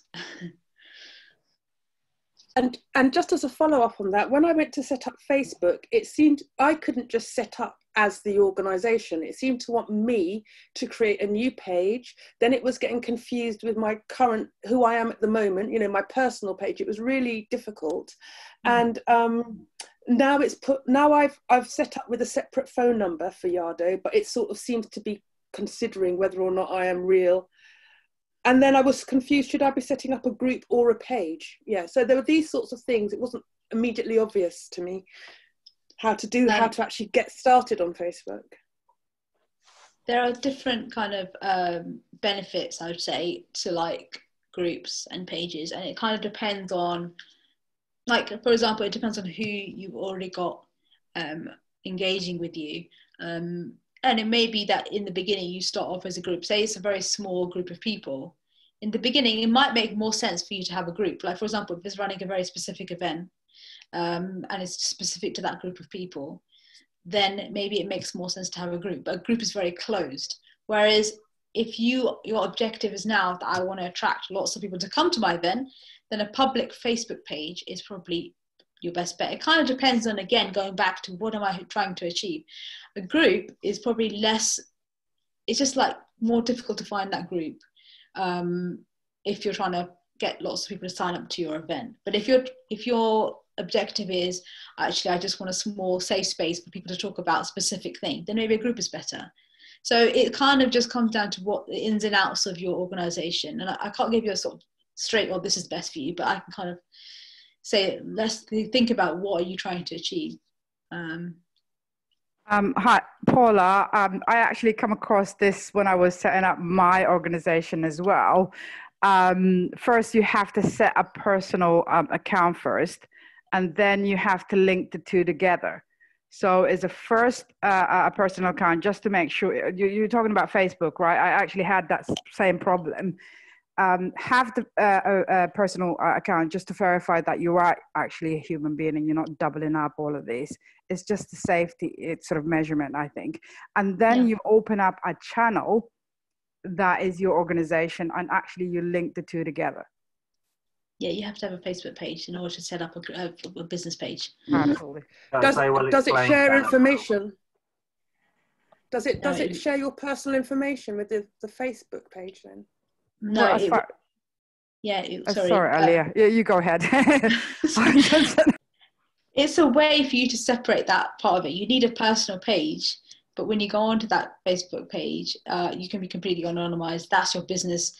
You need a personal page to set in order to set it up. And then it's like a side step to an organization's profile. Yeah, it is quite confusing, isn't it, on Facebook? A little bit, yeah. Facebook is. The privacy part of that is a minefield, but like as Toby said, you know, you can easily get a volunteer to kind of do that aspect of it for you. Okay then, so let's take a break now. I'm going to suggest to everyone that we keep all this running and just put it on mute and turn cameras off, and then we won't have problems of logging in again. Yeah, it's just easier to keep it running in the background. Looks like everyone is back, so yeah, welcome back. Thanks for joining us again, and over to you, Aliyah. Great, I'm just going to fire up my slides and then I can share the screen. There we go.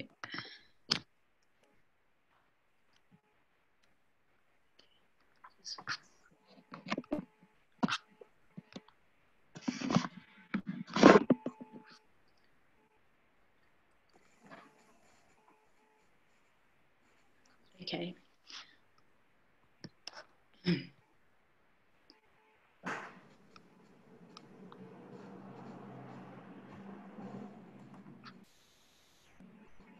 Sorry, just bear with me. Sorry. Okay, so this half of the, we're going to start off with messaging. And I just want to start off with something that Toby kind of raised in the break. Oh, sorry, in the questions. So it's about, so the organization, I work for a community organization myself, and the organization is actually started by a friend of mine. And she's really passionate about kind of amplifying women's voices. So she started the organization, but in terms of who comes up with the content and the technical side of it, that's something that I take responsibility for. And what I'm trying to say is that although, you know, you have to look at your organization and see who's passionate about what, and then even though the nitty-gritty and the day-to-day and the kind of managing of the Facebook or the Instagram or whatever may be done by a volunteer, it's you who's driving that message, because it's you who's passionate about that cause. Now, so my friend, she's the one who's passionate about that cause, and she's not so familiar. She's okay with kind of richer channels, but you know, that's something I kind of manage on that side of it. But what I'm saying is, it's not necessary that you're well versed in every kind of technical aspect, as long as you are the one who is kind of driving the message. So this all comes back to thinking about the channels and the networks that make sense for you and your organization. But more importantly, it's crucial to think about the kinds of messages that you want to convey on these channels. And always kind of plan your messaging from before. It comes back to what you're trying to achieve, but ultimately your messaging should help to explain what your organization does, what the kind of difference it makes to people's lives, and why I should be engaged with it and why people should support it. So here we can think about going back to our goals and objectives. And this is something that we talked about, starting and planning right at the beginning of your social media before you do anything, kind of thing. Going back to what you hope to achieve from social media. And so then when every single message you kind of post, try to think about, does this align with my strategy and values? Don't simply post it without thinking of how this contributes to that end goal. And that matters for every single post you do. Why are you posting that message, and what are you trying to convey from posting that message? And it could be something to do with fundraising, it could be campaigning, it could be about building your brand, or it could be about building a community or finding volunteers. But whatever that message is, try to align the values of your organization or what your strategy is of what you're trying to achieve with the messaging in every single post. So yeah, and ultimately your message should be open, honest and transparent. As a charity or a community organization, you're in the business of earning trust. Earning trust is important in social media anyway, but for communities and charities, it's like your bread and butter. Social media is all about amplifying your true voice. It works best when you show your authentic self, because it's about engaging with people.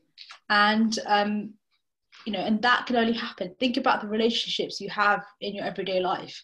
The ones that you value the most are the ones where you can be open and you know, frankly, just open and transparent. Those is what builds a valuable relationship, when you can be open and trust the other person.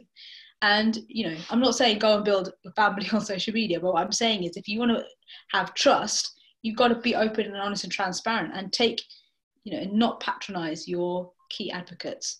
Your objective is to create trust with your audience, people who are your fundraisers, your donors. It's absolutely crucial to be human and communicate with your genuine voice, as if you would, how you would communicate in your own tone of voice. Don't try and be something that you're not. And I know that we mentioned memes. This is an example of a meme, and it kind of really clearly it kind of explains what I'm trying to talk about. So this is a meme that was very popular on social networks. And what it is trying to explain is, you know, don't try and be something you're not. If you're not as someone who's down with the kids, don't pretend to be that just because it's trendy. Be who you are. And that's what really works well in all forms of marketing, but especially in social media. You know, don't try and appeal to a younger audience if that's not who you are. And you know, and you may have people in your organization who are better suited to finding that kind of messaging. But even if you are communicating to younger people, do it in your voice. Don't try and replicate how they would talk or how you think young people would talk. That's a mistake a lot of even big companies kind of make, is try and be down with the kids. Don't patronize young people. Yes, I'm not saying that you can't market to them as an older person. Of course you can, but do it in your voice. Don't try and be down with the kids if that's not who you are. The more honest and transparent you are, the more people will take you seriously and really genuinely believe your message. And so, yeah, don't jump on the bandwagon. Don't do something because it's trendy or what's in right now. Do it if it makes sense for you, sense for your organization, and if it communicates your values. How much you try to be down with the kids or try and speak in a young person's voice, it's just going to be obvious that that's not who you really are. So the more kind of transparent you are, honest in your own voice, the more it will be apparent to your key advocates, people who love your brand, who want to help your organization, that you're being your authentic self. And that's what really kind of changes hearts and minds. Being authentic is so crucial. Secondly, stand out from the crowd. So, you know, as you all know, in everyday life, social media, with TV, with any kind of channel, we're bombarded with messages constantly. You know, too much information. I'm sure I've got a small amount of time. I've got too much information. So make sure that you find ways to stand out from the crowd. And that means kind of offering your unique perspective, because that's what makes you valuable. That's what makes you you. Even if you're a small community, you have a unique insight into those issues that matter in your community. You know, you're offering a unique perspective that people won't get anywhere else. And if you're a local charity or local community, you are the one who's close to that cause or what's happening in that local community. People will come to you for that deep insight. Your objective is to kind of offer a perspective that nobody else has. Establish yourself as an expert and an authority. Don't sell yourself short. You know the cause better than anyone else. No one knows the cause like you do. And use that to craft that unique message and offer something different. So even if it's not you who is posting it, you should be driving the messaging within your organization. You should be telling, if you say, for example, someone else is posting on the Facebook page for you, that's fine, but you should be one saying that this is what you should be posting about. Make sure it's on message.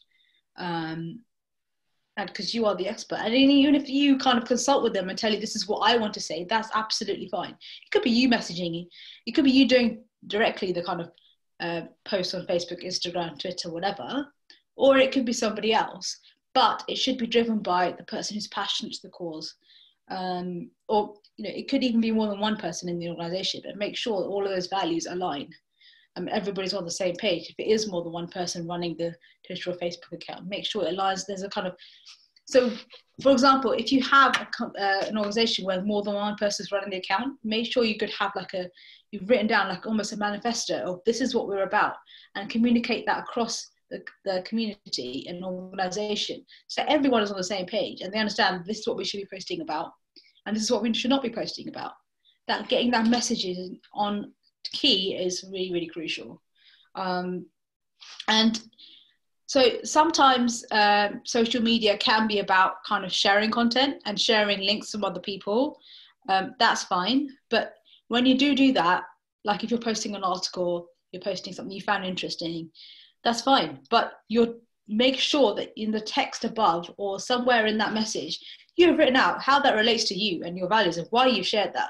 Why is that important for your organization? What was on your mind when you posted it? Why you think it's so, what message is that conveying? You can share other people's content for sure, but make sure that even in there, you're kind of saying, this is why I'm posting it. I've read this article today and it would really touch me because my organization is about helping these vulnerable people or whatever it is, right? So even if you are sharing other people's content, make sure that's still in line with your values. And what that does is that helps facilitate a conversation and engagement. And for example, if you are posting other people's content, tag them. Let them know that you tag them and you share the content, you liked it. That will start a conversation. And another way to do that is, like, for example, if you've got an article or opinion, if you ask a question, ask your followers or, you know, Facebook followers or Twitter followers or Instagram followers a question and get them to actually, you're opening a debate or you're opening kind of a key point of, you know, you're actively asking your audience to start converse with you. So always think about it in that way. And so the next point we have is this is something that we touched upon before.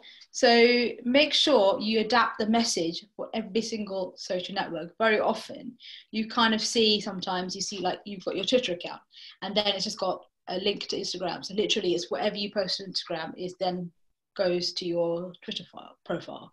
That might work absolutely fine for you, but really it should be adapted for every social network, because most of us now, I know more than one social network, we use different social networks in tandem, and we use different networks to do different things. So for example, Twitter is more maybe about opinion, very short, very kind of 280 characters. I have to be quick on a message. Instagram, it might be more about my kind of lifestyle, my photos, my cooking, my going on holiday, my inspirational quotes. Here we've got an example from Pencils of Promise. If you look at their Instagram, it's very visual. They've got a quote. This quote is from Shiru's home, yeah, and it's the kind of content that's shared on Instagram that works well. Visual quotes, things you just like. Now you could easily share that on Facebook as well, but this is just this content works really, really well on Instagram because it's much more visual. So try, if you can, to kind of tailor the message for each social network, come up with different platforms come up with different campaigns across each platform, and make sure that your messaging is on point with the channel. So it should reflect the platform. What's acceptable for Facebook might not be acceptable for something like LinkedIn. LinkedIn is much more professional. And then also understand the limitations of that platform. So what I mean by that is, like I said, Twitter has only got 280 characters. You've got to be concise. Whereas Facebook, you've got a lot more to play with. Plus you could add Facebook ads. Plus you could kind of have a call to action, like go donate to this cause. Or you could direct people to your website. So kind of tailor it according to what is allowed on that platform. We kind of sort of talked about that a little bit with videos. So for example, if you've got a file, then you can upload that to YouTube and to Instagram. But if you did an Instagram story, you would not be allowed to download that and upload it to YouTube, because every single channel has limitations in terms of what it can do and what it can't do. So really kind of go in and see, oh, I can do this on Instagram, but I can't do this on YouTube. So going back to kind of Instagram, it's a highly visual channel. One strategy you might have is to kind of encourage your followers to kind of share images using a particular hashtag.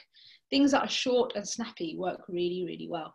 If you look here, the bottom, I don't know if you can see my mouse or not, but so if you look at the bottom of the Shiro's home, you can see all of the different hashtags: Friends for Charity, Stop Acid Attacks, Unstoppable, Women's, you know. So this is all kind of, you could start a campaign where you encourage people to share like images of anything and tag it, and then you can, that's the way to engage with those followers that are, you know, those people, if they use a particular hashtag, have seen your content and they are engaging with something on your page. That's the way to draw them in. And so this is Instagram. Let's go on to Facebook. Slightly different. So as you can see, this is the kind of content that works. This is the kind of content that works well on Facebook. It's really good for things like sponsored ads. You can see a sponsored ad there. Facebook ads is a whole thing around Facebook ads, and it may be for you, may not be for you, but you know, if you are choosing to pay for ads on Facebook, they're incredibly cost effective. This second ad, you can see that this is for Alzheimer's Research UK, and you can see the call to action. The call to action is donate now. So these are the kind of things that you can do. You can integrate people to donate into your Facebook, which you might not be able to do on as much on other channels. And why are Facebook ads very cost effective? Because they allow you to target very specific audiences. You can set your very clear parameters. Remember, Facebook has got access to all your data, right? But as an advertiser, that's great, because you can target, you know, a specific location, a specific age, a specific demographic.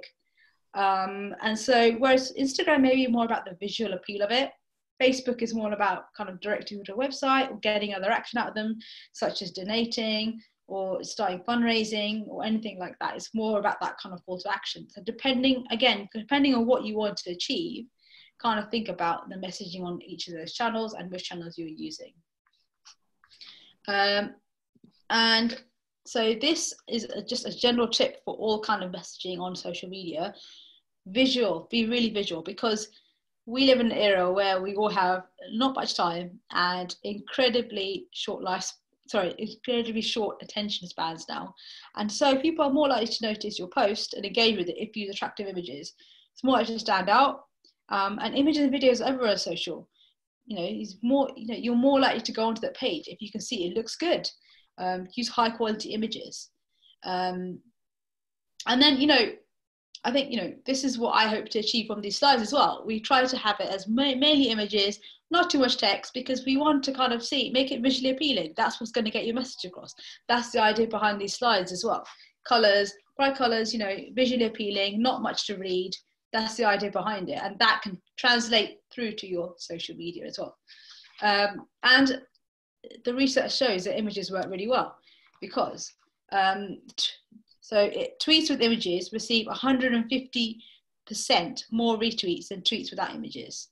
And then Facebook posts with images see 2.3 times more engagement than those without images. And that's just Twitter and Facebook, but it equally works well on Instagram or all the other channels. Being visual really works well.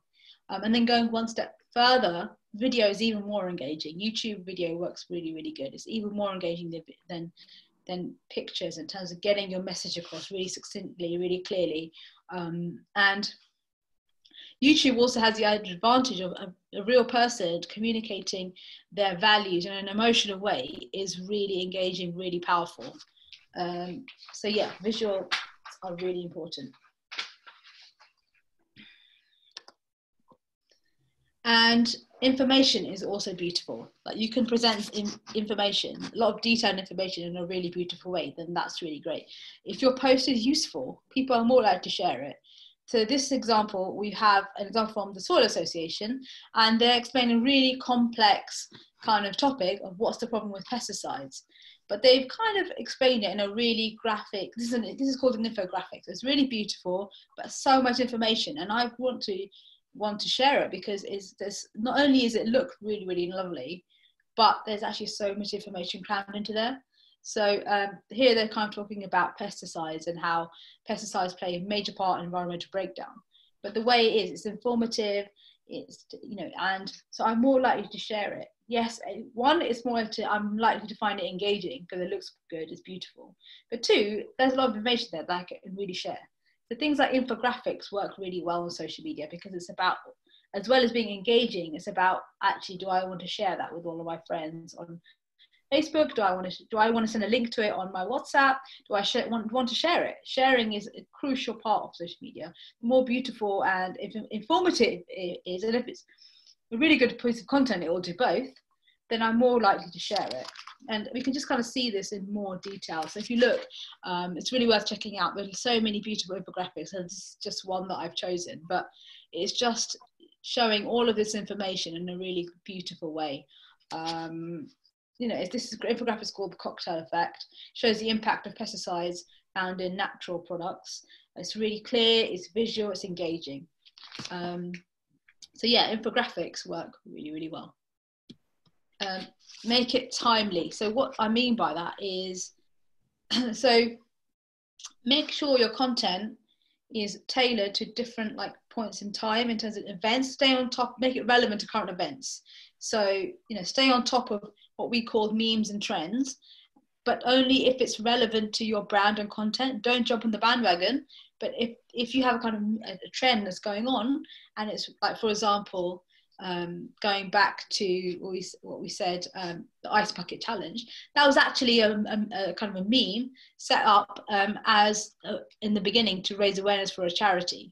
So that kind of thing, maybe it's relevant for your brand and your organization. If it is, then use that to create content that's very timely and relevant, because that will lead to higher levels of engagement. Staying on top of current events makes you aware of what is motivating your audience. Here I've got two examples. Okay, so the first example is something called Charity Tuesday, and this is a hashtag, and it's kind of an event on Twitter. So every week, different charities talk about their organizations, and they hashtag it Charity Tuesday. So basically this conversation happens where all organizations are talking about their charity. And that could be something that you could easily use to promote your content. People who are, this is something that happens every single week. So on Tuesday, you could go and post a stat about your charity or organization, hashtag it Charity Tuesday. And immediately you've got great visibility amongst people that are checking that hashtag, because it's a weekly thing. People are doing it every single week. And this is another example of, so another example I've got on the other side is a timely fundraising campaign from St Mungo's. And they actually launched this as part of International Women's Day. So that's what I mean by kind of being in timely with events. They launched a campaign because what does home mean to you? And what that was is different celebrities were sharing what homelessness means to them, and supporters of the charity were encouraged to talk about what does home mean to you, and hashtag it with what home means. And so you can see that as that, lots of organizations kind of really specific campaigns in relation to specific events, and there will be obviously specific events that are very important for your particular organization, whether that's mental health, whether that's women's charities, or whatever it is. There'll be an event that's relevant to your organization. So kind of make use of these and make it timely and share content that's relevant and engaging according to what your audience is interested in at that time. So I just want to kind of build a bit more about what a meme is. A meme is a type of content goes viral on the internet. It could be an image, it could be a video, it could be kind of any content that uses a particular hashtag. And this here we've got the example of the Ice Bucket Challenge. This is a very popular meme. What it was is that, and it sounds extremely silly, but anyway, this was a very popular campaign. It was actually a campaign to raise awareness of an illness called ALS, or Lou Gehrig's disease. And the point of it was to kind of encourage donations for research. And what happens was, person kind of filmed using a bucket of water, the water is dumped over their heads, and then the individual person then nominates 3 people to do the same thing with a 24-hour time frame, and then to complete the challenge, and then also make a donation to the ALS Association. So, this is one example, but a lot of organizations and charities have done these kind of memes where either you share a piece of content and hashtag it, you make a video of yourself. There was another one, the no makeup selfie, and kind of just encourage your audience to kind of engage with you. But, what you have to do and keep in mind is make sure that this is relevant and appropriate for your organization. Again, think about your goals, but also think about your audience. If this is for example, if this is something that, your audience is mainly made up of people that would find that quite funny, like younger people, then this could be a really engaging thing. But if it's older people, I probably wouldn't want to film themselves with ice on their head. You just have to adapt it for who your audience is and for what your goals are. Don't just jump on it because it's the trendy thing to do. But with the right audience and the right goals in mind, it can be really effective and really powerful, and can make a huge difference. Okay, so this is really important, that quite fundamental to kind of social media and maybe kind of all marketing channels is telling a story. So these channels might have changed, but ultimately charity is all about telling a story and involving the community and really kind of being emotionally engaging. It's about people, and it's about the emotive connection. So it's about people and the emotive connections to that cause. So it's really important to tailor your messaging, post about what appeals to your core audience, and make it targeted and relevant. So you're trying to amplify authentic voices. Again, always keep your goals in mind and reevaluate every post and ask, how does this relate to our goals and objectives? Yeah, so here we've got a few tips here. So use images that evoke emotion. Be real, speak in your authentic voice. Make sure the stories that you tell are relevant and engaging. Ultimately, you're talking about a cause that you're passionate about. It's much more engaging when it's about a real person. And allow people to tell a story in their own words. That's so important. If you're going to have someone talk about the cause, talk about what your organization did for them, what difference it made to their lives, and what impact it had, and that will allow your audience to kind of really have an emotional connection and understand why they should support you, and encourage others to tell their stories and share their stories. So again, that's something you can ask your followers, or you can ask your Instagram followers or whoever follows you on Facebook to kind of actually tell me about what your experience was, and what your experience was, how the organization helped you, maybe hashtag it, or even try and make the case of why this cause is so important and why it's needed. Storytelling is really, really, really crucial to that. And this is just, again, put yourself in the driving seat, and I understand that sometimes a lot of technology can be overwhelming, but you are the person that knows your cause the most, and you should be driving the message. Don't sell yourself short. The technology and the tools, they will always evolve, they will always change, but what makes us human, that's always been the case. The core messages it's always been the same, and it always will continue to be the same. It's about emotionally resonating with people, whether that was on Facebook or whether that was you going around into your neighborhood and sharing your point of view, or whether it was Julius Caesar standing there in front of millions of people expressing his message. It's always the same. It's about emotionally resonating with people. Now it's just online, but that kind of emotional connection is much more important than the technology and the tools. So if you're not familiar with the technology, one thing to say is that, first of all, it's a journey. Yeah, the more you experiment, the more it becomes easier for you. We all started out on, Facebook. We weren't born knowing how to use Facebook. The more you use with it, the more familiar you become with it, the more confident you become with it. But even if you feel like you're not the person that wants to use the technology, you can use an intern. As long as you're driving the messaging, it's fine to hire volunteers to post for you. But you've got to have a strategy in place where you can direct the messaging. You can tell them that this is the audience we're trying to appeal to, and this is what we should be posting about, and this is what we should not be posting about. Because, your position in the organization is also very powerful.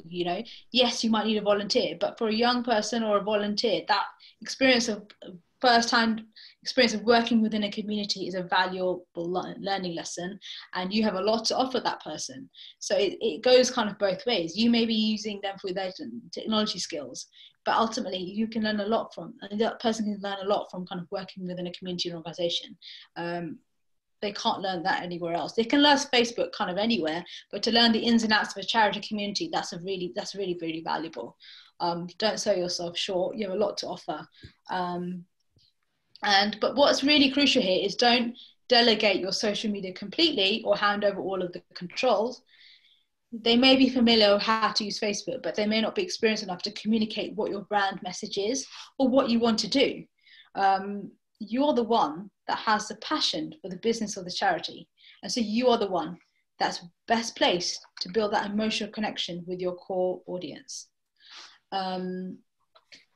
Okay, so this is something that I really think is an amazing tool. There are loads of social media tools, and we could spend hours and hours on this, but I'm going to pick 2 tools which I think are really, really important. I think Canva is absolutely fantastic. So what it is, I'm going to show it to you in a minute, but it's something that's kind of democratized graphic design. So as I said before, social media is really visual. And there are loads of times you might need an attractive looking flyer.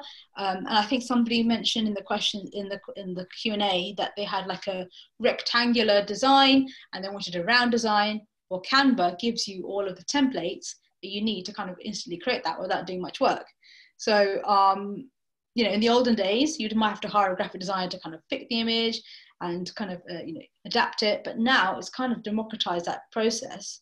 So, and that's important because, for example, in Facebook, it has a very specific size for its headers. The Instagram post is a very particular size. Now, what Canva's done is made that process a lot easier. And the best part of it is that you can do a lot for free. Let me see if I can quickly go into my, if I can quickly stop sharing and then go into finding a demo of it. So let me just do that again.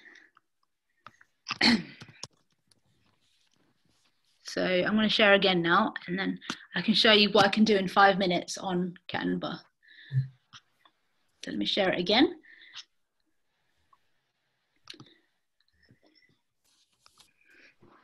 Okay, so hopefully you can see that all now. And so this is basically, you can design anything.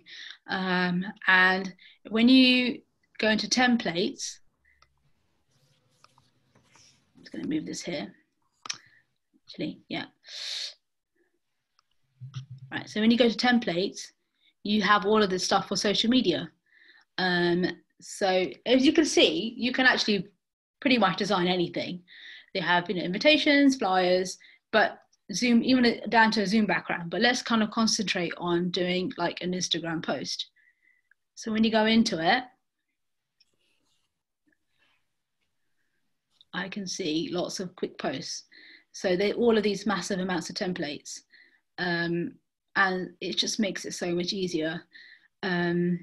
So if I pick a quick template, I can show you how long it takes. And obviously what I would encourage you to do is kind of play around with it, because it is a really fun tool.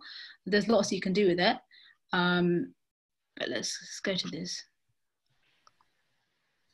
And Canva is free, isn't it? Yes, it's most of it. Well, it's free, and there's a lot you can do with it. Certain elements of it you might have to pay for, but to be honest, you don't really need to pay for it, because you can do so much for free. It's just so much. It's very powerful. It's a design tool. You can edit it. You can change this all around. This is just a quick thing, obviously you can play around with it a lot more,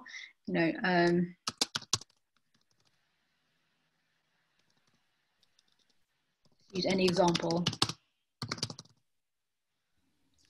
This is me doing it on the fly really quickly, but you can go into like text and kind of say, and this is me doing it in 2 minutes. So, you can, there is so much that you can kind of do with it. And kind of play around with all the pictures. You can change the images.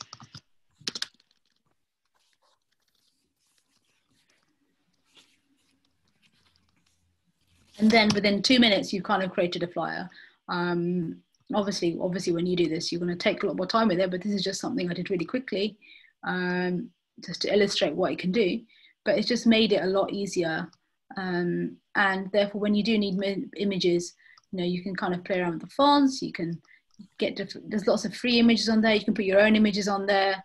It is really powerful and really useful. And it's just made that whole process a lot easier. And it makes it look quite professional. Again, like with Instagram, you want to make sure that everything looks professional and looks attractive.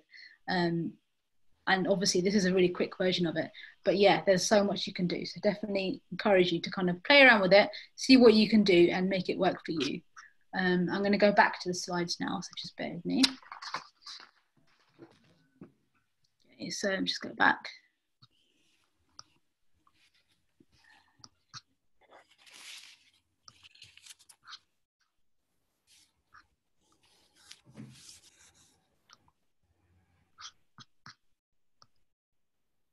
So yeah, so Canva is brilliant because it's great designs, also easy to use features, tons of images, fonts, templates, design options, and it can allow you to have those professional looking graphics for social media, and not just social media. You can create flyers, you can create a Zoom background, you can create anything you want, content to share on Facebook, Twitter, whatever. It just makes that whole process a lot easier, and definitely, yeah, I'll play around with it. There's so many tools to help manage your social media. One of the ones we're going to talk about today is Hootsuite. So in the beginning, when you are using one social media channel, it might be that you just kind of go in there and kind of post manually, and that works fine for you. But then later on in your journey, when you are managing Facebook, when you're managing Twitter, you might want to use a social media management tool. And what that will help you do is it will help you kind of manage lots of different channels at once. It will help you plan posts and schedule ahead of time. And then it has like very basic metrics built in, things like how many followers you have, how many likes. So the company I work for is ZD Digital. Here I've scheduled a couple of, this is just an example of two tweets or LinkedIn posts that I scheduled, and I could really easily kind of go in there and do that. And this is called Hootsuite, and there's a free version, but there are lots of others as well. So there's Buffer, there's TweetDeck, lots of channels. If you kind of search for them, there's tons and tons of tools, but Hootsuite is a kind of good first tool if that's what you were kind of interested in. And let's see if I can kind of have a look at that as well. Let's just see. So let's try and show an example of that as well. Does the free version give you adequate kind of functionality? So let me just show you what the free version gives you. So just to go back to the slides, that's one quickly before we go into the demo. So the free version gives you 3 social profiles, up to 30 scheduled messages, and 1 user. So if you're an individual in a business, maybe it's absolutely fine. Can you guys see that? Have I not shared it? Maybe I've shared it or not shared. Yeah. Okay, let me just share it again. Sorry. Let me just share that again. Sorry. Share. So yeah, here we go. Let me just share that again. Sorry, yeah, that's it, yeah. So the Hootsuite, the free version, 3 social profiles, 30 scheduled messages, and 1 user.